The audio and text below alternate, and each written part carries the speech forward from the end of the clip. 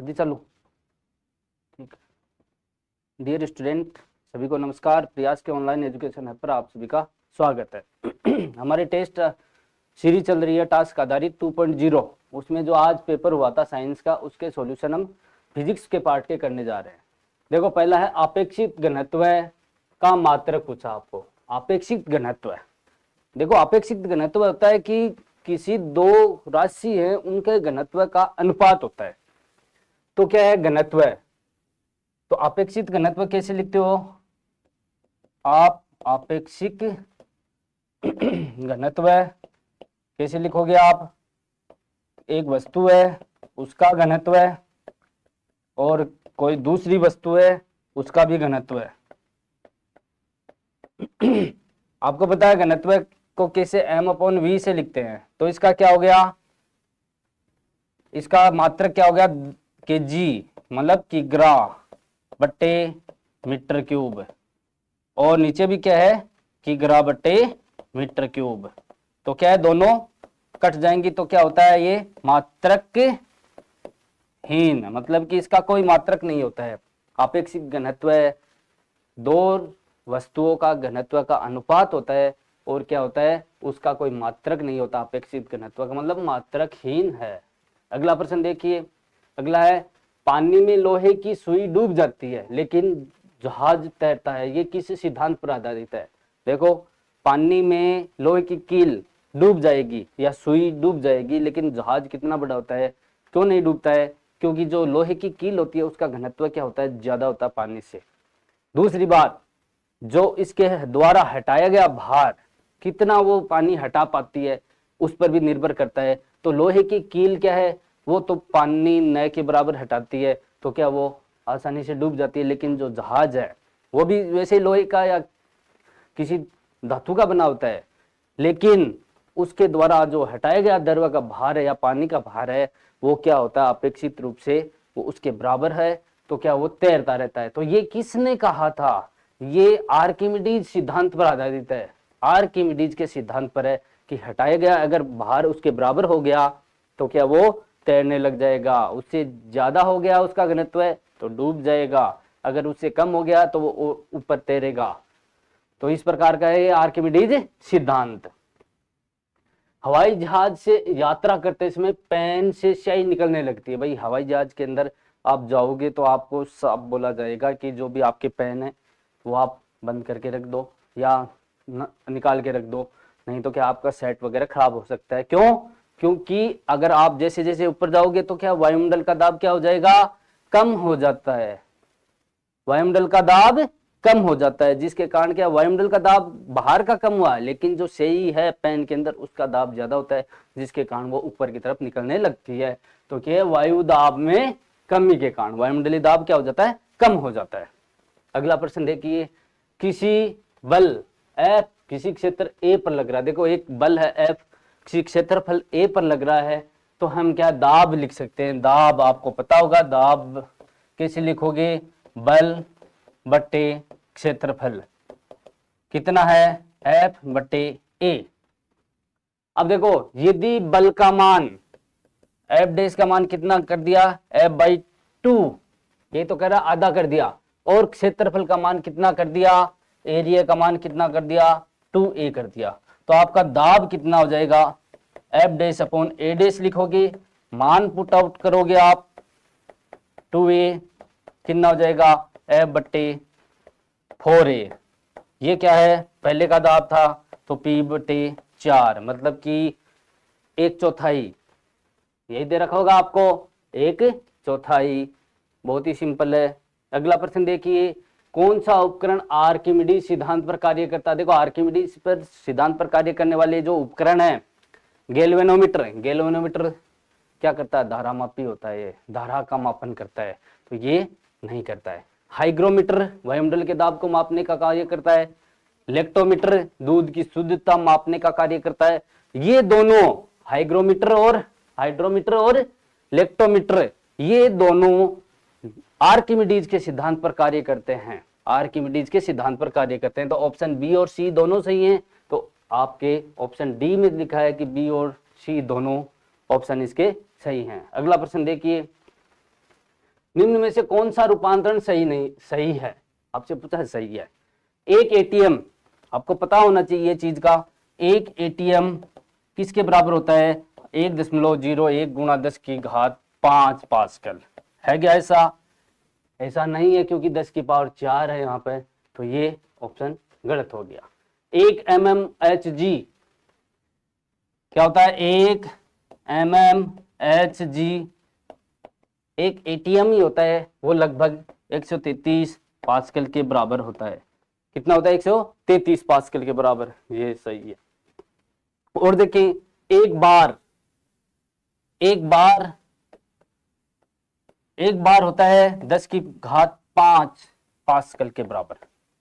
ये देखो, ये लगभग ये रहा, एक एटीएम एक बार बराबर है, ये रहा, तो ये होना चाहिए यहाँ पे 10⁵ है, गलत है। एक टोर 10⁻² पास्कल के बराबर नहीं होता है, एक टोर होता है, वो होता है 133 पास्कल के बराबर। कितना होता है, 133 पास्कल के बराबर। तो आप देख लो कौन सा ऑप्शन सही है, ऑप्शन नंबर इसका बी राइट आंसर है, और क्या है, गलत है। एक लड़की नहीं है भाई, लकड़ी है, गुटके का वायु में भार दे रखा है 10 न्यूटन। वायु में कितना भार है, एक लकड़ी का 10 न्यूटन है। यदि किसी इसको द्रव्य में डुबोया जाता है तो इसका भार हो जाता है 6 न्यूटन। 6 न्यूटन। अब क्या है, द्रव्य में डुबोएंगे तो उत्प्लावन बल लगता है, उत्प्लावन बल कार्य करता है। तो उत्प्लावन बल क्या है, दोनों भारों के अंतर के बराबर होता है। आप सीधा सा याद रखो, दोनों के भार का अंतर सीधा देख लेना। 10 में से 4 आप 6 घटा दोगे, कितना आ जाएगा, 4 न्यूटन। 4 न्यूटन के बराबर, मतलब कि वो द्रव्य को हटाएगा तभी तैर पाएगा, नहीं तो नहीं तैर पाएगा। तो क्या है, डुबो दिया, 4 न्यूटन है द्रव्य के अंदर, इतना भार हो, इतना क्या हो गया, आप देख लेना, ऑप्शन बी है। दोनों का अंतर कर लेना आप, सीधा से सिंपल सा। अगर इस प्रकार का कोई प्रश्न आता है। अगला प्रश्न देखिए, साबुन के बुलबुले के अंदर का दाब, देखो साबुन के बुलबुले होता है, उसका दाब, अंदर का दाब क्या होता है, वायुमंडलीय दाब से क्या होता है, ज्यादा होता है, वायुमंडलीय दाब से ज्यादा होता है, जिसके कारण क्या वो बुलबुला क्या सिकुड़ने का प्रयास करते हैं, क्योंकि बाहर क्या कम, अंदर ज्यादा होता है सिकुड़ने, और थोड़ी देर बाद में जो साबुन का बुलबुला है वो फूट जाता है, इसी के कारण वो फूट जाता है। तो क्या अंदर क्या होता है, किसका वायुमंडलीय दाब क्या होता है, कम, ज्यादा होता है, सॉरी ज्यादा होता है अंदर का दाब, जिसके कारण वो थोड़ी देर बाद में क्या वो अपने आप फूट जाता है, वो सिकुड़ने का प्रयास करता है, बल लगाता है ना, इसके कारण। अगला देखिए, जब किसी ठोस पिंड को आंशिक रूप से या पूर्ण रूप से किसी तरल में डुबोया जाता है, देखो कोई पिंड है, उसको आपको तरल में डुबोना है, आंशिक रूप से या पूर्ण रूप से, तो तरल पदार्थ उस पिंड पर ऊपर की तरफ एक बल लगता है, उत्प्लावन बल लगता है भाई, है ना, ऊपर की तरफ, उसी पर आधारित बहुत से प्रश्न है इसमें। इस बल का परिणाम किसके बराबर होगा, आपको पता है, इस बल का परिणाम होगा कि जो पिंड है उसके द्वारा, पिंड का द्रव्यमान होता है ना, उसके द्वारा जो हटाया गया भार है वो उसके क्या हो जाता है, बराबर होता है। पिंड का द्रव्यमान है उसके उतना ही वो हटा पाता है द्रव्य को, तो उस पिंड के द्रव्यमान के बराबर होता है, नहीं, उस पिंड द्वारा विस्थापित तरल पदार्थ के द्रव्यमान के बराबर होता है। बताया ना कि जो पिंड है वो कितना तरल हटा पाता है, उसके द्रव्यमान के वो बराबर होता है। तो ये आपका ऑप्शन बी इसका राइट है, ए गलत है, देखना केवल ए नहीं, ए तो वैसे ही गलत है, बी सही है, ए और बी, ए गलत है, बी सही है, न ए और न बी, ये भी आपका ऑप्शन नहीं बैठता है, तो ऑप्शन बी इसका राइट आंसर है। अगला प्रश्न देखिए, एक बर्तन में बर्फ का टुकड़ा पानी पर तैर रहा है, देखो आप ये तो डेली आप कर सकते हो, पानी लिया उसमें बर्फ का टुकड़ा डाला, वो तैर रहेगा।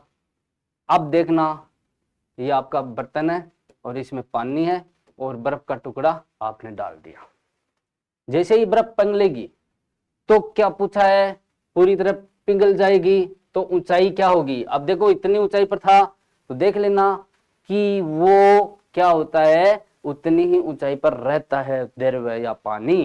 क्यों, क्योंकि बर्फ होती है अंदर से खोखली होती है, अंदर से क्या होती है, खोखली होती है, जिसके कारण क्या वो उस द्रव्य को नहीं हटा पाती है, अंदर से खोखली है, तो वो मैनेज कर लेती है इस चीज को, तो क्या है वो उसकी ऊंचाई क्या वही रहेगी जो पहले थी। बर्फ में ऐसा होता है कि बर्फ अंदर से क्या होती है, खोखली होती है। अगला देखिए, जब किसी ड्रॉपर की चंचू, जिसे नोजल बोलते हैं, को पानी में रखकर इसके बल्ब को दबाते हैं तो ड्रॉपर की वायु बुलबुले के रूप में बाहर निकलती है हुई दिखाई देती है आपको। बल्ब पर दाब हटा लेने पर ड्रॉपर में क्या हो जाता है, वो पानी भर जाता है। पानी तो पानी चढ़ने का क्या कारण है भाई, क्या कारण है, किसके कारण होता है, ये क्या है, आपके वायुमंडलीय दाब के कारण होता है। क्योंकि जैसे ही आप चंचू को दबाएंगे तो उसके अंदर की हवा बाहर निकल जाएगी, तो अंदर का दाब क्या हो जाता है, कम हो जाता है, बाहर का ज्यादा हो जाता है। और जैसे आप छोड़ेंगे तो द्रव्य क्या है, उससे चंचू में भर जाता है। वो इसी के कारण होता है, सिर्फ और सिर्फ क्या है, वायुमंडलीय दाब। ऐसा नहीं है पानी का दाब क्या होता है उस पर निर्भर नहीं करता है, गुरुत्वीय दाब पर भी निर्भर नहीं है। रबड़ बल्ब की आकृति कैसी है, कैसी भी हो, पानी भरेगा उसके अंदर तो क्या है, वायुमंडलीय दाब के कारण होता है, क्योंकि अंदर का दाब कम हो जाता है और बाहर का ज्यादा हो जाता है। अगला देखिए, 500 ग्राम के एक मोहरबंद पैकेट का आयतन दे रखा आपको 350 सेंटीमीटर क्यूब। पैकेट 1 ग्राम प्रति सेंटीमीटर घनत्व वाले पानी में तैरेगा या डूबेगा, ये भी आपको पता होना चाहिए, वो तैरेगा या डूबेगा। क्यों, हम इसका घनत्व निकालेंगे। पहले घनत्व निकाल लो किसका, मोहरबंद जो पैकेट है, मोहरबंद पैकेट का घनत्व है। आपको पता कैसे निकालोगे, m/v से। m कितना दे रखा है उसका, 500 ग्राम दे रखा है, v करोगे 350, आप निकालोगे लगभग निकल कर आएगा 1.43 सेंटीमीटर, क्या आ गया, ग्राम प्रति सेंटीमीटर क्यूब के रूप में आ जाएगा। अब देखो आपको पैकेट का दे रखा है, पानी का क्या दे रखा है, रो पानी का, पानी का दे रखा है कितना, 1 ग्राम प्रति सेंटीमीटर क्यूब। अब आपको पता होना चाहिए वो डूबेगा या नहीं डूबेगा। मोहरबंद पैकेट घनत्व क्या है, ज्यादा है, जिसका घनत्व ज्यादा होता है वो डूब जाएगा, क्योंकि पानी का घनत्व कम है, तो क्या ये डूब जाएगा, डूबेगा, क्या करेगा, डूबेगा। अब देखो डूबेगा, डूबेगा तो क्या इस पैकेट द्वारा विस्थापित, अब देखो डूब गया तो हमें सिर्फ पानी के घनत्व से मतलब है, तो क्या है, पैकेट द्वारा, पैकेट द्वारा विस्थापित पानी का द्रव्यमान आपसे पूछा गया है। तो सीधी सी बात है, m कैसे निकालोगे, रो इंटू वी। रो किसका आएगा, पानी का, क्योंकि वो पानी के अंदर डूब गया। अगर तैरता जब अलग बात थी, तैरता तब ये हम काम में ले लेते, अब डूब गया तो ये काम में ले लेंगे रो। तो कितना आ जाएगा, रो पानी का कितना 1, और v कितना है इसका 350 मोहर का, तो कितना आ जाएगा ये 350। आपसे पूछा है, द्रव्यमान पूछा है, तो ये ग्राम, इतना पानी वो हटा पाएगा, 350 ग्राम पानी वो हटा देगा। ऑप्शन इसका सी राइट आंसर है। थोड़ा सा क्या है, दिमाग लगाने वाला प्रश्न है, थोड़ा सा आपको इस पर सोचने वाला प्रश्न है कि किस प्रकार से करेंगे, क्योंकि है ये आर्किमिडीज के सिद्धांत पर आधारित। तो ये आपको पता होना चाहिए, आर्किमिडीज सिद्धांत पर बहुत सारे प्रश्न बनते हैं, तैरेगा डूबेगा ये स्थिति।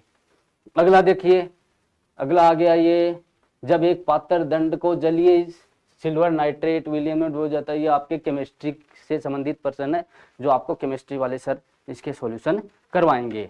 धन्यवाद सभी को।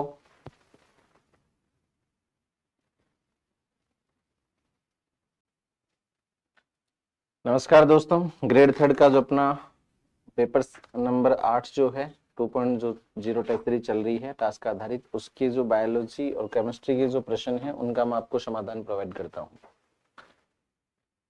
अगला पहला क्वेश्चन है, जब एक ताम्र दंड को, क्वेश्चंस का क्रम जो है वो इसमें सही लगा हुआ है, ठीक है।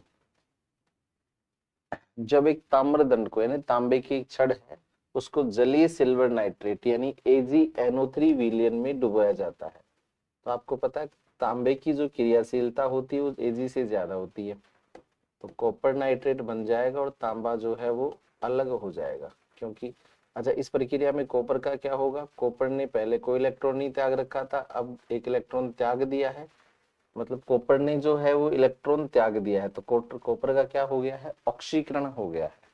ठीक है, तो अपन कह सकते हैं कि तांबा जो है वो चांदी की अपेक्षा अधिक आसानी से ऑक्सीकृत हो सकता है। 128 में जो आपका बी ऑप्शन होगा वो सही उत्तर होगा। याद रखना ये उपचयित कहा गया, अपचयित नहीं कहा गया। उपचयित का मतलब होता है ऑक्सीकृत, और ऑक्सीकृत होने का मतलब है कि इलेक्ट्रॉन त्याग दिया है। ऑक्जेलिक एसिड में कार्बन की ऑक्सीकरण संख्या कितनी है, तो हाइड्रोजन की हमें पता है +1 होती है, 2 हाइड्रोजन है, प्लस कार्बन की अपन x मान लेते हैं, कितने कार्बन है, 2 कार्बन है, प्लस ऑक्सीजन की हमें पता है -2 होती है, और कितने ऑक्सीजन है, 4 ऑक्सीजन है, बराबर 0। तो 2 + 2x - 8 बराबर 0। तो 2x बराबर 8 में से दोगे 6, x बराबर 3। तो कार्बन की जो ऑक्सीकरण अवस्था मतलब ऑक्सीकरण संख्या आ गई, वो आ गई +3। अगला प्रश्न है, निम्नलिखित में से कौन सी अभिक्रिया ऑक्सीकरण अपचयन अभिक्रिया नहीं है, तो इसमें तो ऑक्सीकरण हो रहा है, ये भी ऑक्सीकरण अपचयन है, ये भी ऑक्सीकरण अपचयन है। हाँ, ये ऑक्सीकरण अपचयन नहीं, ये केवल रीअरेंजमेंट अभिक्रिया है। ठीक है, द्विविस्थापन जिसको अपन कहते हैं। संक्षारण को रोकने के लिए, तो संक्षारण के रोकने के लिए क्रिस्टलीकरण नहीं, क्रिस्टलीकरण जो है वो संक्षारण को रोकने की विधि नहीं है। क्रिस्टलीकरण जो होता है उसके द्वारा मिश्रणों का पृथक्करण किया जाता है क्रिस्टल बना करके, जैसे समुद्री पानी में से नमक को अलग करते हैं, तो मिश्रणों का पृथक्करण की विधि है क्रिस्टलीकरण। ठीक है, लोहे की सतह पर पेंट करना, हाँ इससे फायदा होगा, गैल्वेनाइजेशन, लोहे पर जिंक की परत चढ़ाना, टिन प्लेटिंग, ये सारे के सारे जंग से बचाने के तरीके हैं। पहला जो है वो जंग से बचाने का तरीका नहीं है। अगला जो प्रश्न है वो क्या कह रहा है, उपचयन और अपचयन से संबंधित निम्नलिखित कथनों में से कौन सा सही है, यानी ऑक्सीकरण और अपचयन से संबंधित कौन सा कथन सही है।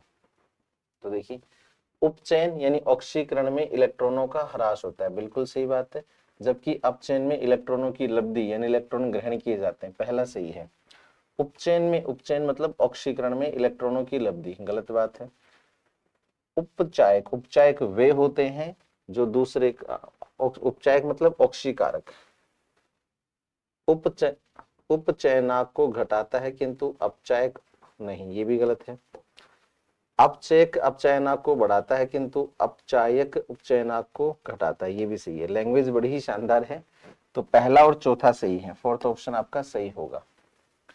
KMnO4 में Mn की ऑक्सीकरण अवस्था, तो हमें पता है पोटेशियम +1 बनाता है, 2 पोटेशियम है, मैग्नीज की निकालनी है तो इसको x मान लेते हैं, ऑक्सीजन की हमें पता है -2 होती है, 4 ऑक्सीजन है, तो देखिए 2 + x - 8 बराबर 0, तो x बराबर आ गया 6, तो +6 ऑक्सीकरण अवस्था होती है मैग्नीज की लाल दवा में। क्लोरीन की जो विरंजन अभिक्रिया है, क्लोरीन की विरंजन अभिक्रिया होती है ऑक्सीकरण द्वारा। ठीक है, विरंजन का मतलब होता है रंग उड़ाना। ZNO इसमें किसका अपचयन हुआ है, तो देखिए कार्बन ने ऑक्सीजन को ग्रहण किया है, तो कार्बन का तो हो गया ऑक्सीकरण। ठीक है, और जिंक ऑक्साइड ने ऑक्सीजन त्यागा है, मतलब जिंक ऑक्साइड का हो गया अपचयन। तो आपसे ये पूछा है किसका अपचयन हुआ है। अगला प्रश्न कह रहा है, पोटेशियम परमैंगनेट का उपयोग पानी को शुद्ध करने के लिए किया जाता है, क्यों किया जाता है, इसका कारण बताना है। तो पोटेशियम परमैंगनेट जिसको अपन लाल दवा भी कहते हैं, इसका उपयोग पानी के शुद्धिकरण में किया जाता है, क्योंकि ये पानी में उपस्थित कीटाणुओं को नष्ट कर देता है। और कैसे नष्ट करता है, क्योंकि पानी का ऑक्सीकरण कर देता है। क्यों ऑक्सीकरण करता है, क्योंकि प्रबल ऑक्सीकारक है, प्रबल ऑक्सीकारक है ये। और एक और होता है पोटेशियम क्रोमेट, या जो होता है ना Cr2O7, वो भी। मनुष्य में आमतौर पर एलिंग गुणसूत्रों के कितने जोड़े होते हैं, तो एलिंग गुणसूत्रों के 21 जोड़े होते हैं, और एक जोड़ा लिंग गुणसूत्रों का होता है, जो महिला पुरुष में अलग होता है। सरटोली कोशिकाएं वृषण में पाई जाती हैं। वृषण में 3 प्रकार की कोशिकाएं पाई जाती हैं, जाम कोशिकाएं यानी जनन कोशिकाएं, लैडिक कोशिकाएं और सरटोली कोशिकाएं। जनन कोशिकाएं और सरटोली कोशिकाएं मिलकर के सेमिनिफेरस नलिकाओं का निर्माण करती हैं, जिनको शुक्र जनन नलिका भी कहा जाता है। और ये जो सरटोली कोशिकाएं होती हैं शुक्राणुओं को पोषण प्रदान करती हैं। अगला जो प्रश्न है वो कह रहा है, किसकी अनुपस्थिति में निषेचन नहीं हो सकता। किसकी अनुपस्थिति में निषेचन नहीं हो सकता? तो निषेचन के लिए कौन सी धातु आवश्यक है, ये इस क्वेश्चन में पूछा गया है। तो बताइए, हमें पता है कि निषेचन के लिए शुक्राणुओं को गति करनी पड़ेगी, और शुक्राणुओं को गति करने के लिए उनके अंदर कैल्शियम आयन प्रवेश करवाए जाते हैं, जिसे शुक्राणुओं का क्षमतायन या कैपेसिटेशन कहा जाता है। तो कैल्शियम के बिना निषेचन नहीं हो सकता। सर्टोली कोशिकाओं का नियंत्रण पिट्यूटरी ग्रंथि के किस हार्मोन द्वारा किया जाता है? तो आपको पता है कि सर्टोली कोशिकाएं जो होती हैं, जो पोषण प्रदान करती हैं शुक्राणुओं को, और हमें पता है कि प्रजनन तंत्र जो है उसका नियंत्रण होता है किसके द्वारा? पीयूष ग्रंथि के द्वारा। तो पीयूष ग्रंथि से एलएच हार्मोन निकलता है, ल्यूटिनाइजिंग हार्मोन निकलता है, जो सर्टोली कोशिकाओं का नियंत्रण करता है। एफएसएच हार्मोन जो होता है वो जनन कोशिकाओं का, जर्म कोशिकाओं का नियंत्रण करता है, ये अंडाणु शुक्राणु के निर्माण को प्रेरित करता है। हाइड्रा, तारा मछली, प्लेनेरिया कैसे संबंधित है? इन सब के अंदर होता है पुनर्जनन, यानी अगर इनके शरीर को टुकड़ों में काट दिया जाए तो उतने ही टुकड़ों से नए नए जीव बन जाते हैं। कोशिकीय अवस्था में भ्रूण को क्या कहा जाता है? कोशिकीय अवस्था में मतलब जो सबसे पहले आपको पता है कि जब अंडाणु शुक्राणु मिलते हैं तो उनके मिलने से कोशिका बनती है, इसको कहते हैं जाइगोट। बाद में ये जाइगोट में समसूत्री विभाजन होता है, इसको विदलन कहते हैं, और इस विदलन से कुछ कोशिकाएं बनती हैं जिनको कहा जाता है ब्लास्टोमियर, और इनको ब्लास्टोमियर के समूह को कहते हैं मोरुला। जब ये ब्लास्टोमियर की संख्या बन जाती है आगे तो परत बन जाती है, उससे पहले कोशिकाएं इंडिविजुअल रहती हैं, तो ब्लास्टोमियर कोशिका का नाम है, और अवस्था का भ्रूण का कहेंगे मोरुला।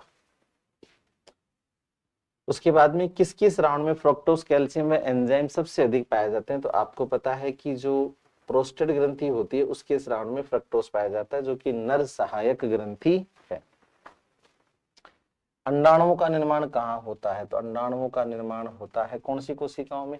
तो अंडाणुओं का निर्माण होता है अंडाशय ग्रंथि की जनन एपिथेलियम कोशिकाओं में। अंडाणुओं का निर्माण अंडाशय ग्रंथि की जनन एपिथेलियम कोशिकाओं में होता है।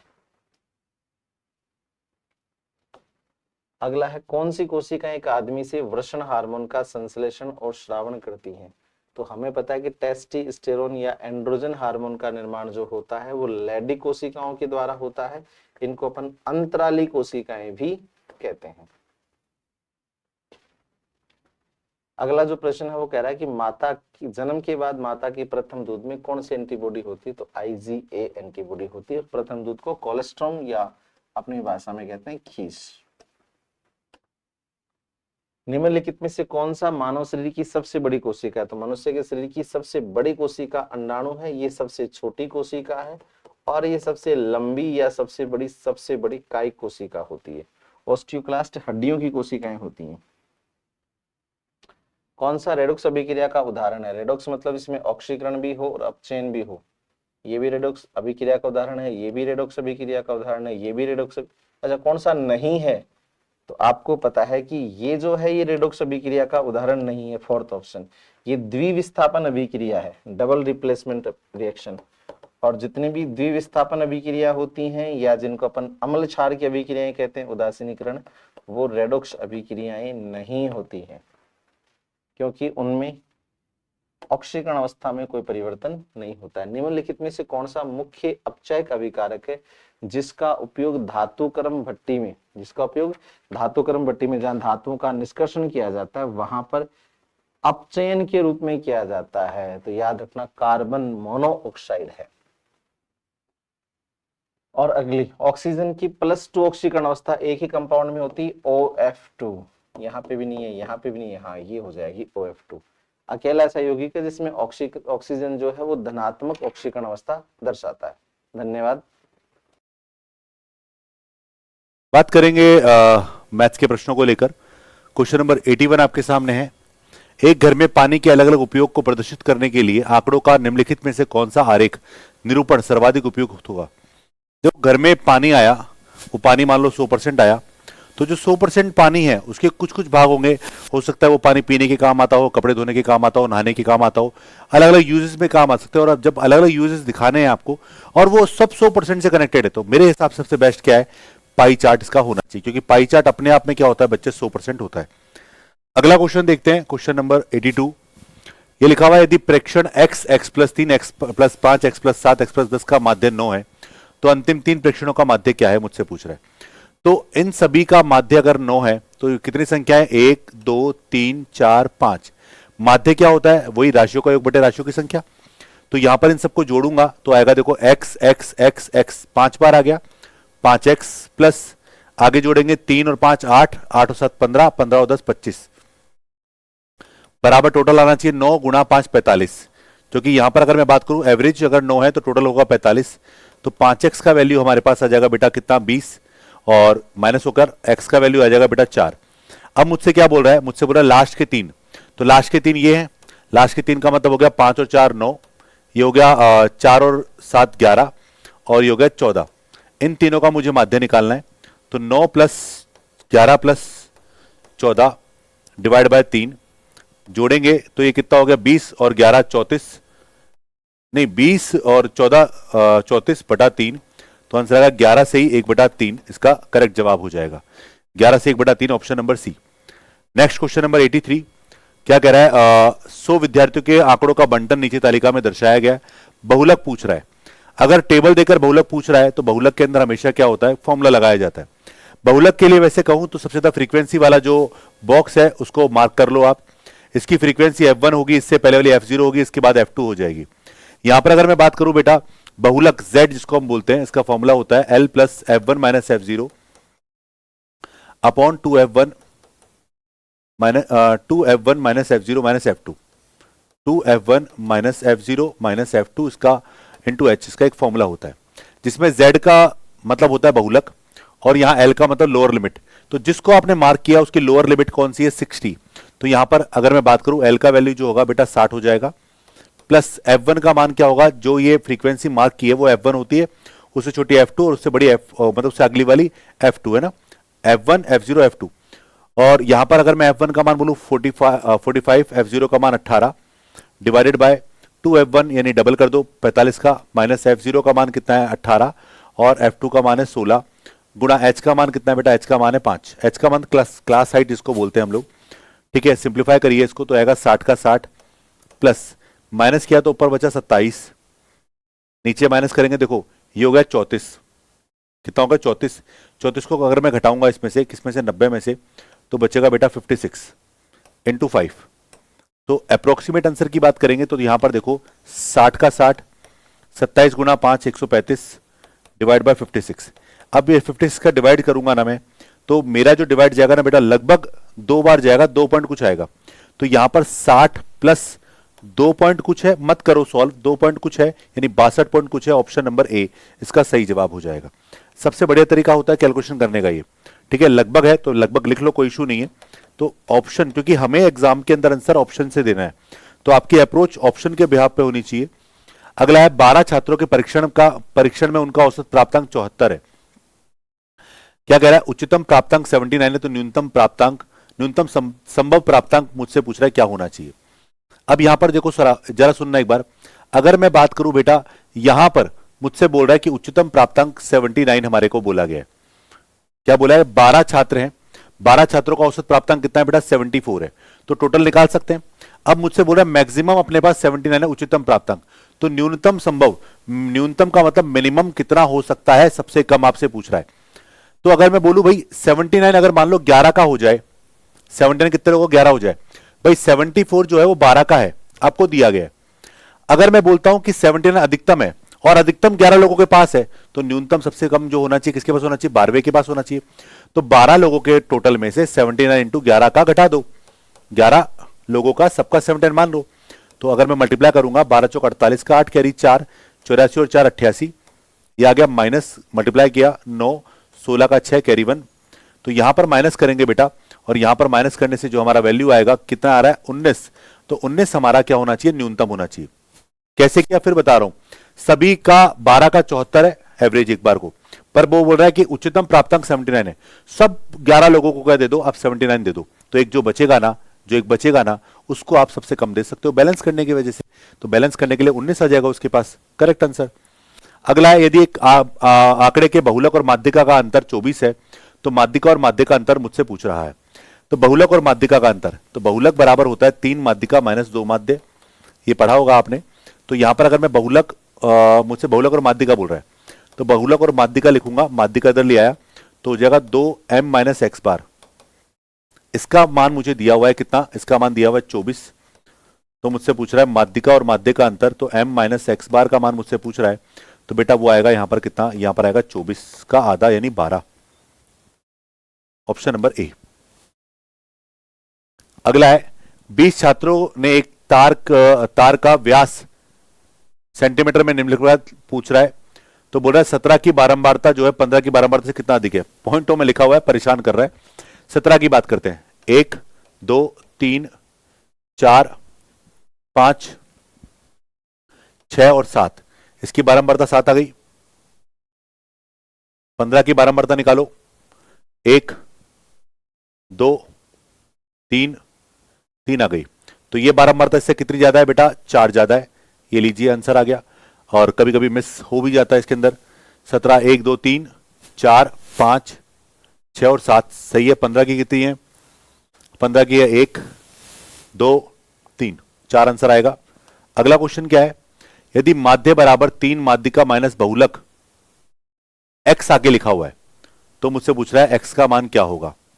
चलो यहां पर अगर मैं बोलूं बेटा, इसको थोड़ा सा अगर आप दिमाग लगाओ तो z बराबर होता है 3 माध्यिका माइनस 2 माध्य होता है।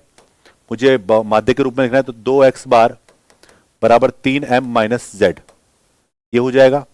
अब उसने क्या किया, देखो इस पूरे के आगे क्या लगाया है, x लगाया है। तो x बार बराबर बोल दूं हाफ 3m माइनस z, ये होगा। तो यहां पर आप देखो 3 माध्यिका माइनस बहुलक के आगे गुणा में कितना है, हाफ। तो आंसर आएगा ऑप्शन नंबर ए 87। अगला बोल रहा है माध्यिका का मान 35 दिया है, तो लुप्त आवृत्ति और x और y का मान ज्ञात करो।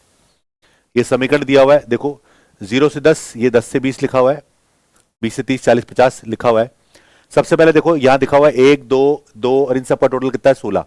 तो 1 और 2 3 और 2 5, 5 ही हो गया। तो इनका मतलब इन दोनों का x प्लस वाई का मान यहां से बचेगा 11। क्या बचेगा, 11। अगर आप पहला कंडीशन देखो, ऑप्शन में सब में 11 लिखा हुआ है टोटल, तो आप 11 देख सकते हैं टोटल कितना होना चाहिए। 11 सब में है, तो 11 सब में है, तो उसको सॉल्व करना पड़ेगा अब आगे। तो बोला माध्यिका का मान 35 है, तो लुप्त आवृत्ति का मान ज्ञात करो। तो आवृत्ति अगर आपको माध्यिका निकालनी है तो पहले CF निकालना होता है। CF के लिए 1, फिर 1 और 2 मिलाकर 3, ये हो जाएगा 3 प्लस एक्स, ये हो जाएगा 5 प्लस एक्स, ये हो जाएगा 5 प्लस एक्स प्लस वाई। ठीक है, ये इसकी फ्रीक्वेंसी CF आ जाएगी, इसके लिए आ जाएगी, इसके लिए आ जाएगी, ऐसे आ गई। माध्यिका 35 है, तो 35 का मतलब इस ग्रुप को शामिल कर लो आप, इस पूरे ग्रुप को पकड़ लो आप। अब फॉर्मूला लगा लो। तो माध्यिका का फॉर्मूला होता है माध्यिका बराबर L plus n/2 minus CF upon F into H, ये फॉर्मूला होता है। आपकी और माध्यिका का मान मुझे दिया हुआ है कितना, 35। लोअर लिमिट कितनी है क्लास की, L वही 30, तो 30 रख दो यहां पर, प्लस n/2। अब n कितना है, टोटल 16 है, तो 16 का आधा कितना हो गया बेटा, 8 हो गया, माइनस CF। CF कौन सा होता है बेटा, जिसको मार्क किया उससे जस्ट ऊपर वाला, तो 3 प्लस एक्स हमारा CF हो गया, तो 3 भी माइनस का और x भी माइनस का, अपॉन F जिसको मार्क किया है वो 2 है, बस CF बाहर उससे होता है। H का मान क्लास हाइट 10 है, तो पहले 30 को उधर माइनस करोगे तो 5 हो जाएगा हमारे पास। उसके बाद होगा 5 माइनस एक्स बाई 2 इंटू 10, तो ये देखो 2 से कट गया 5 बार, और ये 5 से 5 कट जाएगा, तो फाइनल हो जाएगा 5 माइनस एक्स बराबर कितना बचेगा, 1, क्योंकि पूरा कटेगा। ऐसा मत करना 0 कर दो, तो x का मान आ जाएगा बेटा 4, और x का मान 4, तो y का मान आएगा बेटा 7। तो x और y ऑर्डर के हिसाब से 4 और 7, ऑप्शन नंबर डी। ऑर्डर देखना है वरना गलत कर दोगे। बहुलक पूछ रहा है मुझसे इसका, अब बहुलक निकालना है तो ये वाली मार्क कर लो, ये F1 हो जाएगा, ये F0, ये F0 और ये F2। तो बहुलक का फॉर्मूला बोलो, तो बहुलक का फॉर्मूला होगा Z बराबर, अभी बताया था, L प्लस F1 यानी 45 माइनस F0 यानी 9, 2F1 90 minus F0 minus F2 into H class height 10, L plus F1 minus F1 minus F0 upon 2F1 90 minus F0 minus F2 into H, correct. तो Z बराबर 10 का 10 रहेगा, plus minus किया तो कितना होगा 36, डिवाइडेड बाय देखो कितना आएगा बेटा, ये होगा 30, 90 में 30 गया तो 60 गुणा 10, कट गया हमारे पास, ये कट गया 6 बार, तो आंसर आ गया बहुलक का मान 16 है, ऑप्शन नंबर डी। अगला है, यदि बारंबारता बंटन में छूटी बारंबारता F1 F0 है, F0 क्या है? यदि बंटन का माध्य 1.46 आपको दे रखा है, अब बंटन का माध्य आपको दे रखा है 46, ठीक है, और दुर्घटनाएं दे रखी है, दुर्घटनाओं की संख्या x 0 1 2 3 4 आपको दे रखी है 5 तक, और आपको बोला है फ्रीक्वेंसी, टोटल फ्रीक्वेंसी कितनी है 200। अब इसमें देखो ये टाइम खराब क्वेश्चन है एक तरह से, बट पूछा गया तो करो। यहां पर देखो ये 46 है, ये हो गया कितना 30 और 10 40, 40 और 46 कितना हो 86, तो F1 प्लस F2 का मान यहां से निकाल लो, तो F1 प्लस F2 का मान हो जाएगा 200 माइनस 86 114। चेक करो कौन कौन से ऑप्शन में 114 है, तो इसमें 114 आ रहा है क्या? बिल्कुल आ रहा है। इसमें 114 आ रहा है क्या? आ रहा है। इसमें 114 आ रहा है क्या? आ रहा है। इसमें 114 आ रहा है क्या? सब में 100, इसमें 114 नहीं आ रहा है, तो आंसर इन तीनों में हो सकता है। अब 3 ऑप्शन अपने पास है जिन तीनों में आंसर हो सकता है, यानी सॉल्व करना पड़ेगा, ऑप्शन मजबूरी नहीं, मजबूरी है मतलब। अब अगर मैं बेसिक तरीके से बात करूं तो बेटा इनका गुणा करो x इंटू एफ का, तो ये हो जाएगा 0, ये हो जाएगा F1, ये हो जाएगा 2F2, ठीक है, इनको गुणा किया तो 75, इनको गुणा किया तो 40, इनको गुणा किया तो 25, टोटल करो कितना हो गया, टोटल जोड़ोगे तो कितना आएगा 75 25 140, तो आएगा 140 प्लस F1 प्लस 2F2, चलो टोटल आ गया 140 प्लस F1 प्लस 2F2 बटे टोटल टर्म कितनी है 200 बराबर 1.46। ये माध्य का फॉर्मूला होता है, माध्य बराबर राशियों को बटे राशि संख्या, तो 140 प्लस F1 प्लस 2F2 बराबर 200 से गुणा किया 292 292, तो F1 प्लस 2F2 का मान कितना आ गया बेटा? ये आ गया 152। तो एक कंडीशन ये, एक कंडीशन वो, दोनों को लेकर साथ में सॉल्व कर लो। तो F1 को घटा लो, उसमें से F1 प्लस F2 का वैल्यू को 114 जो है घटा लो उसको, तो माइनस माइनस माइनस ये कट जाएगा, तो F2 का मान आ जाएगा बेटा 38, F2 का मान 38, तो F1 का मान आ जाएगा बेटा 66, नहीं 66 नहीं 76, ऑप्शन से देखा है मैंने तो सी। अगला है एबीसी का माध्य m है तथा AB BC और CA का CA बराबर 0 है, तो a square B square C square का माध्य। तो ये तीनों टर्म्स जो एक फॉर्मूले में बंधी होती है वो है a plus B plus C का होल स्क्वायर, जिसका मतलब हो गया a square plus B square plus C square plus 2ab 2bc और 2ca। आप देखेंगे कि a plus B plus C, इन तीनों का माध्य अगर आपको m दिया है तो इन तीनों का योग हमेशा क्या होता है? योग 3m होगा। क्यों भाई? m ये है और 3 पद है तो 3m हो जाएगा, तो यहां पर 3m रख दीजिए आप। ओके, 3m का square, a square plus B square plus C square चाहिए क्योंकि मुझे माध्य इन्हीं का निकालना है, और इन सब में 2 कॉमन लिया तो 0 हो जाएगा ये। तो finally a square plus B square plus C square बराबर क्या आ गया 9m स्क्वायर, और मुझे इन तीनों का माध्य निकालना है, तो 3 से डिवाइड कर दो, माध्य बराबर a square plus B square plus C square divide by 3, तो अगर 9m square minus 9m square by 3, तो 3m स्क्वायर इसका आंसर आ जाएगा, ऑप्शन नंबर बी। क्या कह रहा है? मुद्रित लिपियों से प्राप्त आंकड़ों को इस नाम से मुद्रित लिपियों की बात कर रहा है, ठीक है। तो मुद्रित लिपियों की अगर बात करें तो इनसे प्राप्त आंकड़ों का नाम मुझसे पूछना चाह रहा है।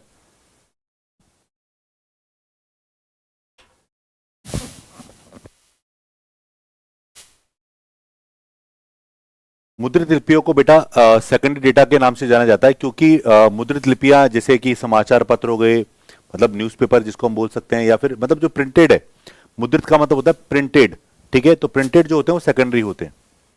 अगला है, यदि पहली n संख्याओं की श्रेणी का माध्य x बार है तो इनका टोटल होगा n x बार, ये एग्जाम में भी आया हुआ है, और बोल रहा है पहली x माइनस 1 संख्याओं का योग, ये पहले x नहीं है, ये n माइनस 1 संख्याओं का योग है, लैम्डा है, तो अंतिम संख्या पूछा। टोटल में से अगर मैं पहली n संख्याओं का n माइनस 1 संख्याओं का घटा दूं तो ये अंतिम संख्या बचेगी, यानी n lambda nx minus lambda, option number B. समांतर माध्य से विभिन्न मूल्यों के विचरणों के वर्गों का योग हमेशा क्या होता है? न्यूनतम होता है। ये याद कर लीजिए, सदैव शून्य कब योग होता है? केवल किस माध्यम में चरम मूल्यों का न्यूनतम प्रभाव होता है? न्यूनतम प्रभाव पूछ रहा है मुझसे, किस माध्यम में? बहुलक में। बहुलक भी बच्चे एक माध्य ही होता है, ठीक है। समांतर माध्यम में सर्वाधिक प्रभाव होता है। लिखा हुआ यदि एक्स स्क्वायर प्लस वन अपन एक्स, यदि एक्स स्क्वायर और वन अपन स्क्वायर का माध्य एम स्क्वायर है, तो बोल रहा है एक्स तथा वन अपन एक्स का माध्य क्या है? तो बेटा एक तरह से आपको दे रखा है एक्स स्क्वायर प्लस वन अपन एक्स स्क्वायर का मान दे रखा है, ये दो पदों का माध्य है, तो ये होगा 2m स्क्वायर। अब मुझसे x और वन अपन एक्स का मान पूछ रहा है, ये मान पूछना चाह रहा है मुझसे। तो यहां से यहां, जैसे अगर आपने पढ़ा हो कि क्या पढ़ा होगा, अगर देखो अगर आपने पढ़ा x प्लस वन अपन एक्स बराबर अपने पास k हो, तो एक्स स्क्वायर प्लस वन अपन एक्स स्क्वायर का मान होता है 2k k square minus 1, k square minus 2 है ना, ये होता है हमारे पास। अगर इसका होल स्क्वायर करूंगा, इसका भी करना पड़ेगा, तो यहाँ प्लस कट होगा, माइनस 2 कर देना, तो k स्क्वायर माइनस 2 आता है। तो कहने का मतलब ये है कि अगर मैं इसकी बात कर रहा हूं बेटा, किसकी? इसकी बात कर रहा हूं, तो इससे मुझे इसका मान निकालना है, तो मैं क्या करूंगा? तो अगर ये वाला जो मान है ना वो k स्क्वायर माइनस 2 के बराबर है, तो मैंने बोला k स्क्वायर माइनस 2 बराबर क्या है? 2m square. तो k स्क्वायर बराबर क्या आ गया बेटा अपने पास? आ गया 2m स्क्वायर प्लस 2। तो यहां से स्क्वायर हटेगा तो क्या लगेगा? रूट लग जाएगा। तो k का मान आ जाएगा बेटा रूट में 2m स्क्वायर प्लस 2, करेक्ट। और चाहो तो 2 को बाहर बुला लो, कोई दिक्कत नहीं है। अब ये हमारे पास k का मान आएगा और इसका मान k होता है, इसका मान अपने पास आ गया रूट में 2m स्क्वायर प्लस 2, करेक्ट। अब मुझे इसका माध्य पूछ रहा है, तो माध्य निकालना है, तो बेटा माध्य के लिए क्या करूंगा? माध्य के लिए इसके लिए 1/2 लगा दूंगा, तो 1/2 रूट में 2m स्क्वायर, क्योंकि 2 पद है ना इसलिए 1/2 लगाया, 2m स्क्वायर प्लस 2। तो अगर मैं इसको अंदर ले जाऊं, इसको अंदर ले जाऊं तो बेटा 4 आ जाएगा, क्योंकि रूट में वो भेज रहा है वो। तो 2 कॉमन ले लिया, m स्क्वायर प्लस 1 अपॉन में 4, क्योंकि अंदर चला गया, तो m square plus 1 upon 2, m square plus 1 upon 2 root में ऑप्शन नंबर सी 96। 97, यदि एक असममित श्रेणी के बहुलक उसके माध्य से 12 अधिक है, तो बोला देखो बहुलक माध्य से 12 अधिक है, तो बहुलक बराबर होता है 3 माध्यिका माइनस 2 माध्य। अगर मैं बहुलक में से माध्य घटा दूं दोनों तरफ, तो 3 कॉमन आ जाएगा, m माइनस एक्स बार हो जाएगा। ये आपको बोल रहा है 12 है इनका अंतर, बहुलक माध्य से 12 ज्यादा है, तो बोल रहा है बहुलक उसकी माध्यिका से कितना अधिक होगा, ठीक है। ये आपको लोकेशन में कुछ चेंज कर दिया। तो यहां से अगर मैं बात करूं तो माध्यिका और उसका अंतर कितना आएगा? तो ये आएगा माध्यिका और माध्य का अंतर आएगा बेटा 4, ठीक है। अब मेरी बात सुनना, यहां पर अगर मैं बोलता हूं भैया माध्य हमारे पास 1 है, तो माध्यिका कितनी हो जाएगी? माध्यिका हमारे पास 5 हो जाएगी, यानी अंतर 4 का है। तो आप देखो अगर मैं बोलता हूं बेटा यहां से यहां तक का z से x बार का अंतर कितना है? x से z से x बार का अंतर 12 है। और यहां पर अगर मैं बात करूं m से x बार का अंतर कितना है? 4 आया, माइनस प्लस माइनस कट गया है, तो z माइनस m जो है बेटा 12 में से 4 गया तो 8 बचेगा, तो ये आ गया 8 ऑप्शन नंबर सी। आंकड़े 6, 7, x माइनस 2, x, 18 और 20 आपको लिखे हुए को आरोही क्रम में लिखा गया है और इन आंकड़ों की माध्यिका 16 है, तो x का मान किसके बराबर है?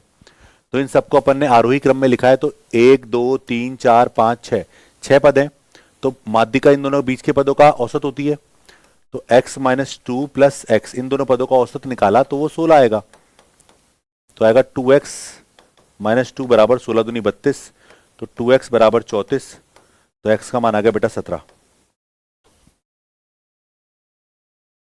देख सकते हो 17 में से 1 गया तो 17 में से 2 गया तो 15, 15 17 का एवरेज 16 ही होता है।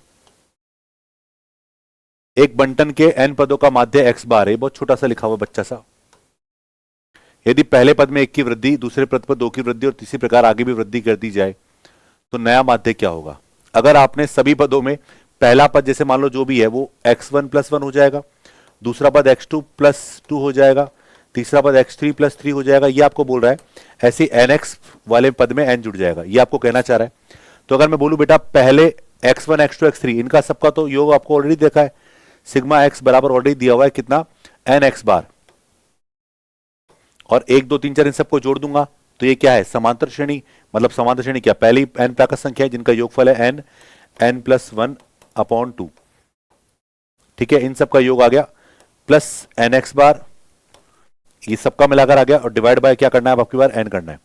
भाई ये तो पहले का योग था, इन सब में अपने पास क्या हो गई? समांतर जो हमारे पास प्राकृत संख्या आ गई वो निकाल लिया, तो वो प्राकृत संख्या का और ये इसका दोनों को मिलाया, n कॉमन आ गया, तो n आप चाहो तो यहां से उड़ा सकते हो।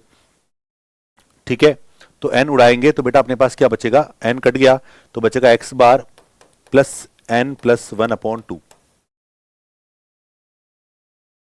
x बार n प्लस 1/2। ये लिखा हुआ है यदि alpha cube plus beta cube बराबर 7 है, अल्फा प्लस बीटा बराबर 3 है, तो अल्फा और बीटा किस बहुपद के शून्यांक है, मुझसे पूछा गया है। तो अल्फा प्लस बीटा बराबर 3 मुझे दिया गया है, यानी मूलों का योगफल कितना है बेटा 3। तो मूलों का योगफल अल्फा प्लस बीटा क्या होता है बेटा, माइनस का b/a होता है। b कौन होता है, x का पद, तो 20/9 मिलाकर 3 आना चाहिए। भाई ये 3 आना चाहिए ना, 20/9 3 नहीं होता, 20/9 3 नहीं होता, 27/9 अगर रखूंगा तो इन दोनों के अंदर आंसर हो सकता है। ऑप्शन नंबर सी और ऑप्शन नंबर डी में आंसर होगा, लेकिन यहां पर आपको बोल रहा है इन दोनों में कंफर्म नहीं है। अब यहां पर आंसर निकालना है तो क्या करोगे, देखो हमें पता है कि alpha cube plus beta cube का जो डायरेक्ट शॉर्टकट होता है वो होता है अल्फा प्लस बीटा का होल क्यूब माइनस का 3 अल्फा बीटा और अल्फा प्लस बीटा, ये होता है। तो अल्फा प्लस बीटा का मान अपने पास है क्या, कितना 3, 3 का क्यूब 27 लिख दो सीधा, 27 माइनस 3 अल्फा बीटा गुणा 3, और अल्फा क्यूब बीटा क्यूब का मान कितना है 7 है अपने पास, ये इधर आ जाएगा तो 9 अल्फा बीटा, 27 में 7 गया तो कितना बचेगा बेटा 20। तो यहां पर अल्फा इंटू बीटा का मान आएगा 20/9। अल्फा इंटू बीटा का मतलब हो गया मूलों का गुणनफल।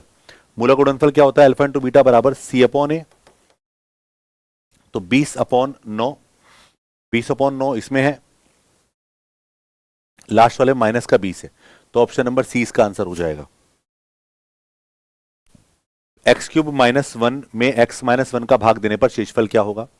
जिसका भी भाग लगा रहे हो, x माइनस 1 का भाग लगा रहे हो उसको 0 के बराबर करो, तो x का मान कितना आएगा बेटा 1 आएगा, और उस 1 को वहां रख दो।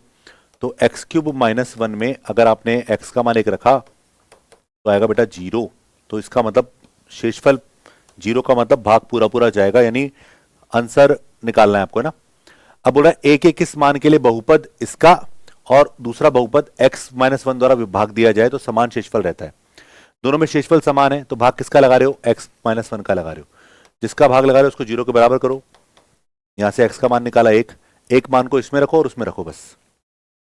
4 1 का क्यूब माइनस 1 1 का स्क्वायर प्लस 2 x का मान 1 माइनस का 1 बराबर शेषफल आ गया ये, तो उधर से शेषफल निकाला 3 1 का क्यूब प्लस 7 1 का स्क्वायर माइनस 8 1 प्लस a,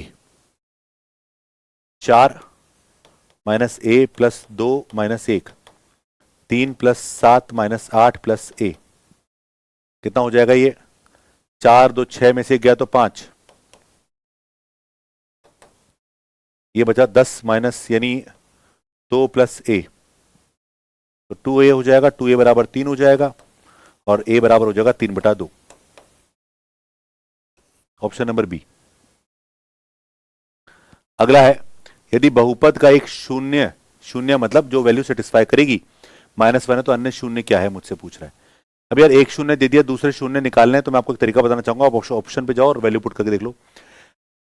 -2 रखने पर अगर ये 0 हो गया तो शून्यांक है, तो -2 रखो, -2 का क्यूब होता है -8 माइनस 4 और 2 का स्क्वायर 4, 2 का स्क्वायर 4, 4 तक 16 माइनस क्या आएगा, माइनस का 2 प्लस का 6। क्या ये 0 हो रहा है, नहीं हो रहा, तो -2 तो आंसर नहीं है, तो ये हटा दो, ये भी हटा दो। अब 2 बचा, अब 3 चेक कर लो, वैसे 2 रख के देखो, 2 का क्यूब हो गया 8, 2 का स्क्वायर 4, 4 चौक 16 प्लस 2 प्लस 6, 0 हो गया ना, 8 और 6 14 और 2 16, ये हो गया 0, तो 2 रखने पर हो रहा है। अब 3 रख के देखो एक बार, 3 रखोगे, 3 का क्यूब 27, प्लस का रख रहा हूं मैं, प्लस का रख रहा हूं ना, तो 3 का स्क्वायर 9 चौक 36, 3 प्लस 6 9 36 36, तो आंसर आएगा दोनों पॉजिटिव आएंगे। तो आंसर कौन सा आएगा बेटा, आंसर आएगा हमारे पास दोनों पॉजिटिव, ऑप्शन नंबर डी। इसको इस तरह से करो। अगला बोल रहा है रैखिक समीकरण दे रखे हैं, हल विद्यमान, अनंत हल विद्यमान बोल रहा है। जब भी दो समीकरण में अनंत हल होते हैं तो पूछ रहा है कौन सा कथन सत्य होगा। तो देखो जरा, अगर मैं बोलता हूं अनंत हल है तो कंडीशन होगी कि दोनों इक्वेशन संपाती होती है, संपाती की कंडीशन होती है a1/a2 b1/b2 बराबर c1/c2। ये कंडीशन होती है।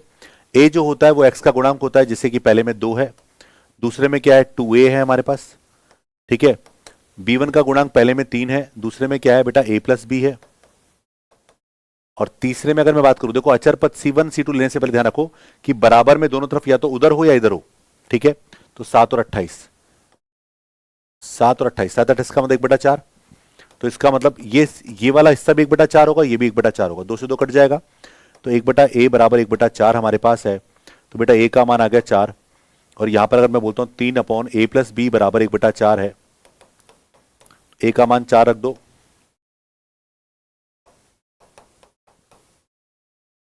व्रज गुणा 12, तो 4 प्लस b बराबर 12, तो b का मान हो गया 8। तो b का मान अपने पास कितना आ गया बच्चे, 8 आ गया। तो a का मान b का मान दोनों में रिलेशन क्या है कि अगर मैं बोलता हूं बेटा जो b है वो a का दुगना है, तो जो b है वो डबल है a का, ऑप्शन नंबर सी, क्योंकि a का मान 4 है, b का मान 8 है। बोला यदि बहुपद ले रखा है ax² plus bx plus c के शून्यांकों का योग जो है शून्यांकों के वर्गों के योग के बराबर है, शून्यांकों का योग जो है शून्यांकों के वर्गों के योग के बराबर है, तो निम्न में से कौन सा कथन सत्य है। तो अगर मैं बोलता हूं बेटा अल्फा प्लस बीटा जो योग है वो इनके वर्गों के योग के बराबर है, ये आपको दिया गया है, तो बताओ कौन सा कथन सत्य है। तो अल्फा प्लस बीटा का मान तो मुझे पता होता है, क्या मैं इसको अल्फा प्लस बीटा का whole square minus 2 alpha beta लिख दूं क्या इसकी जगह। अब यहां से अगर मैं पूछूं अल्फा प्लस बीटा का मान क्या होगा, तो आप बोलोगे सर माइनस का b/a, और अल्फा इंटू बीटा का मान निकालेंगे तो क्या आएगा c/a, रख दो उसको उठा के वहां पर, और जो निकल के आएगा वो आंसर हो जाएगा। इसका मान है अपने पास माइनस का b/a, इसका मान है b²/a², क्योंकि स्क्वायर करेंगे 2c/a, करेक्ट। सिंप्लीफाई कर लो, या तो दोनों माइनस को उधर ले जाओ और इसको उधर ले जाओ, ठीक है, तो माइनस में तो और इसको उधर ले जाओ, तो 2c/a बराबर अपने पास आएगा b²/a² प्लस b/a अपने पास आ गया, लघुत्तम a आएगा, a² आएगा, तो यहां पर 2ac हो जाएगा, यहां पर b² ही रहेगा, पर यहां पर ab हो जाएगा। तो देखो 2ab plus b² option number first ही आंसर है इसका। अगला है अपने पास, देखो क्या है, एक बहुपद को इससे डिवाइड करने पर भागफल या शेषफल ये आता है, तो बहुपद क्या है। अरे बहुत सिंपल है, क्या पढ़ा है आपने, भाज्य बराबर भाजक गुणा भागफल प्लस शेषफल हमारा होता है ना।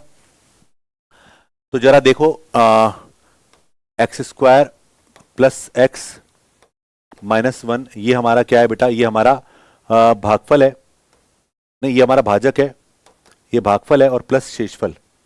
करो सिंप्लीफाई, देखो क्या आएगा, तो इसको इससे गुणा करेंगे तो माइनस का x का क्यूब, इसको इससे किया तो माइनस माइनस प्लस 2x², इसको इससे किया तो प्लस का x², इसको इससे किया तो माइनस का 2x, फिर इसको इससे किया माइनस का x प्लस का 2 प्लस का 3, 2 और 3 5 हो गया, 5 वाला ऑप्शन अपने पास ये बचे हैं, तो माइनस का x³, ठीक है। वैसे तो आपको आइडेंटिफाई डायरेक्ट भी कर सकते थे, बट बताऊंगा कैसे। 2 और 1 3 हो गया हमारे पास, 3x plus 5, option number C. अब डायरेक्ट सुनो भाई, इन दोनों को गुणा करेंगे तो -1 और -2 कितना हो गया, माइनस का 3, और सॉरी -1 और -2 गुणा किया तो प्लस का 2, प्लस का 2 और प्लस का 3 प्लस का 5, तो प्लस का 5 मतलब ये दोनों नहीं है, हटाओ, और शेषफल तो जुड़ेगा, वैसे कोई दिक्कत नहीं। तो ये x² माइनस का है, ये प्लस का है, गुणा करेंगे तो माइनस का x³ आएगा, तो ऑप्शन नंबर सी। एग्जाम में ये करना है, कंसेप्ट बताना जरूरी था। यदि अल्फा बीटा बहुपद के शून्यांक है और संबंध आपको देखा x² अल्फा² प्लस बीटा² बराबर 21/4 माइनस अल्फा बीटा को संतुष्ट करते तो k का मान क्या है। तो इस बहुपद से आप देखो, सबसे पहले आपके पास अल्फा प्लस बीटा का मान माइनस का 5/2 होगा, माइनस b/a, और अल्फा इंटू बीटा का मान होगा c/a, c का मान k/2। ये हमारे पास दोनों मान आ गए। अब देखो कंसेप्ट दे रखा है अल्फा² प्लस बीटा² बराबर 21/4 माइनस अल्फा बीटा। इसको भी हम फॉर्मूले में लिख सकते हैं, क्या, अल्फा प्लस बीटा का होल स्क्वायर माइनस का 2 अल्फा बीटा बराबर 21/4 माइनस का अल्फा बीटा। रख दो मान इसके अंदर सारे उठा के, तो 5/2 इसका मान है 25/4 माइनस का 2, अल्फा इंटू बीटा का मान क्या है k/2, 21/4 माइनस का k/2। करेक्ट, वैल्यू पुट कर ली, सॉल्व करना है बस आपको। अब 2 से 2 कट गया, या मत ही काटो। अब लघुत्तम आएगा 4, या पहले एक काम करो, उसको उधर ले आओ, उसको उधर ले जाओ, ठीक है। माइनस का क्या उधर जाएगा, प्लस का, k में से हाफ का आया तो हाफ बचेगा k/2, और यहां पर अगर मैं इसको लेके माइनस करूंगा तो 4/4 यानी 1, तो k का मान 2 आ जाएगा भाई। ये इधर आके माइनस हुआ, 25 में से 21 गया तो 4/4 यानी 1 हो जाएगा, और ये k है उधर जाके प्लस का हो जाएगा, k में से आधा k गया तो आधा k बचा, k/2 बराबर 1 हो गया, तो अल्टीमेटली आंसर हो गया k/2, k बराबर 2। अगला है, ये बोल रहा है बहुपद इसके शून्यांक 2 और -3 हो, तो पूछ रहे बहुपद के शून्यांक बताए। तो हम जानते हैं भैया अल्फा प्लस बीटा बराबर माइनस का b/a, तो अल्फा प्लस बीटा मतलब क्या है, मूलों का योग क्या है, a+1 ही तो है, ठीक है। a+1 बराबर क्या हो गया, b/a, b का मान, अच्छा b/a इसके लिखते हो, अल्फा और बीटा दोनों लिख दो, अल्फा मतलब 2 और बीटा मतलब -3, बराबर b का मान क्या है, b का मान है माइनस का a+1 और a का मान कितना है 1, ठीक है। ये वो वाला b/a मतलब बड़ा वाला भी लिख दो, करो सिंप्लीफाई, ये माइनस का 1 दोनों तरफ माइनस है, कट गया, तो a बराबर आएगा 0, 1 उधर के माइनस हो गया तो a बराबर 0, किसमें है, इन दोनों में आंसर है। ऐसे ही अल्फा इंटू बीटा बराबर c/a, c का मान है b, इनका दोनों गुणा करो, 2 गुणा माइनस का 3, तो b बराबर माइनस का 6, ऑप्शन सी की जगह बी हो गया। अगला देखो, यदि अल्फा बीटा बहुपद के शून्यांक इस प्रकार है कि अल्फा माइनस बीटा बराबर माइनस का 7/2 है, तो k निम्नलिखित में से किस बहुपद का शून्यांक है, k किस बहुपद का शून्यांक है, मतलब पहले k निकालो फिर k को इसमें रख के देखो, चेक करो। पहले शून्यांक से अल्फा प्लस बीटा का मान बताओ, माइनस का b/a, तो 5/2, माइनस का 5 है तो प्लस का हो जाएगा 5/2, और अल्फा इंटू बीटा बराबर क्या होता है c/a यानी k/2, और आपको दे रखा है अल्फा माइनस बीटा बराबर माइनस का 7/2। क्यों ना एक काम करें, इन दोनों को जोड़ के घटा के देख लो भाई, या तो फॉर्मूला लगा लो तीनों के बीच में, अल्फा प्लस बीटा का whole square minus alpha minus beta का होल स्क्वायर बराबर 4 अल्फा बीटा, वो लगा सकते हो, नहीं तो एक काम करो इन दोनों को जोड़ लो, तो अल्फा प्लस बीटा बराबर 5/2 और अल्फा माइनस बीटा बराबर माइनस का 7/2। दोनों को सॉल्व करके बीटा कट जाएगा तो 2 अल्फा, इनको जोड़ेंगे तो 5 में 7 गया तो माइनस का 2/2 यानी माइनस का 1, तो अल्फा का मान आ गया माइनस का 1/2, ठीक है। और बीटा का मान निकालेंगे यहां से, तो 5/2, ये माइनस का है तो प्लस का 1/2, 6/2 यानी 3, तो बीटा का मान तो आएगा 3, पूरे में चेक कर लो, बीटा का मान 3 और अल्फा का मान कितना, हाफ, तो 3 में से हाफ गया तो 2.5 बचेगा, और इसका मान अगर मैं देखूं तो इसका मान माइनस का माइनस, ठीक है। तो अल्फा बीटा के मान आ गए, अल्फा इंटू बीटा के जगह रखो, अल्फा का मान माइनस का हाफ, बीटा का मान 3 बराबर k/2, कट गया तो k का मान आ गया माइनस का 3, ठीक है। -3 देखो किसमें रख रहा है, इसमें रखो, 3 का स्क्वायर 9 प्लस का 6 प्लस का 3, सेटिस्फाई नहीं कर रहा, 3 का स्क्वायर 9 माइनस का 3 तिया 9, माइनस को सेटिस्फाई नहीं कर रहा, 3 का स्क्वायर 9, 3 दूनी 6, माइनस का 3 है ना, माइनस का 3, करेक्ट है, यहां सेटिस्फाई कर रहा है, और 3 का स्क्वायर 9, 9 3 तिया 9 प्लस का हो जाएगा, तो ऑप्शन नंबर सी इकलौता ऑप्शन। और ये शायद अंतिम प्रश्न है, 5x³ plus 5x square minus 6x plus 9 को विभाजित करने पर शेषफल क्या होगा। इससे डिवाइड करना है तो सबसे पहले इसको 0 के बराबर करो और x का मान निकालो, तो x का मान आएगा माइनस का 3, उठा के इसमें रख दो, 5 5 का क्यूब प्लस 5 5 का स्क्वायर माइनस 6 5 प्लस का 9, 625 तो हमारे पास ये हो गया, 125 ये हो गया, माइनस का 30 जस्ट ए मिनट, ये माइनस का है ना, माइनस का 3, अच्छा 3 रखना है, मैंने 5 रख दिया, तो 5 3 का क्यूब 5 माइनस 3 का स्क्वायर 6 माइनस 3 प्लस 9 27, 27 गुणा 5 135 माइनस का 135 9 5 45 प्लस का 6 18 प्लस 9 तो माइनस का 135 जोड़ा इन सबको 27 और इसको जोड़ेंगे 72 माइनस 63, ऑप्शन नंबर सी। तो इस तरह से हमारे 110 प्रश्न पूरे हुए, शायद 111 भी है। ये बोल रहा है x cube x square minus 3x plus 1 बराबर 0 है, तो इसका मान क्या होगा। 5 पावर में पूछा है, तो पहले तो देखो एक्स स्क्वायर माइनस का 3x प्लस 1 बराबर 0 है, तो यहाँ से एक्स स्क्वायर प्लस 1 बराबर 3x हो जाएगा, तो x प्लस 1 अपॉन एक्स, पूरे में x का भाग लगा दो, बराबर 3 आएगा। आपको अगर 5 पावर निकालनी है तो आपको स्क्वायर का मान भी चाहिए होगा और क्यूब का मान भी चाहिए होगा, तो इससे स्क्वायर का मान निकालेंगे तो शॉर्टकट क्या होता है, अगर इसका मान k है तो इसका मान आपको k स्क्वायर माइनस 2, 3 का स्क्वायर 9 माइनस 2 यानी 7, और क्यूब का मान निकालते हैं तो होता है बेटा k क्यूब माइनस 3k, तो 3 का क्यूब माइनस 3 इंटू k यानी 3, 27 माइनस 9 यानी 18। अब मुझसे पूछ रहा है x की पावर 5 प्लस 1 पर x की पावर 5 का मान, इसका मान क्या होता है, एक्स स्क्वायर वाले पदों को एक्स क्यूब वाले पदों से गुणा करें और माइनस कर दें x प्लस 1 अपॉन एक्स को। ये ग्रेड फर्स्ट में पूछा गया 2015 के टाइम पे। ये स्क्वायर वाला है तो इसका मान है 7, इसका मान है 18, इसका मान है 3, माइनस कर दो 126 माइनस 3 यानी 123, ऑप्शन नंबर डी। यदि x प्लस 1 अपॉन एक्स बराबर 4 है तो एक्स स्क्वायर प्लस 1 स्क्वायर का मान क्या होगा, तो भैया वो प्लस में है तो प्लस में भी बताया, just square minus 2, k square minus 2 यानी 14।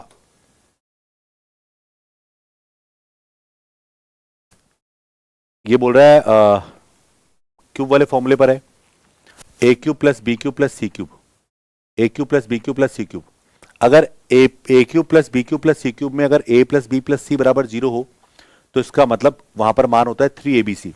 तो अगर मैं देखूं इन तीनों को जोड़ूंगा ना तो ये 0 हो जाएंगे, तो ऊपर वाले का मान क्या आएगा 3x square minus Y square, उसके बाद Y square minus Z square, 3abc है ये पूरा a, ये पूरा b, ये पूरा c का काम करेगा। नीचे भी सेम है, इन दोनों को तीनों को जोड़ेंगे तो कट जाएगा, x minus Y, Y minus Z, Z minus X, cut जाएंगे 3 से 3।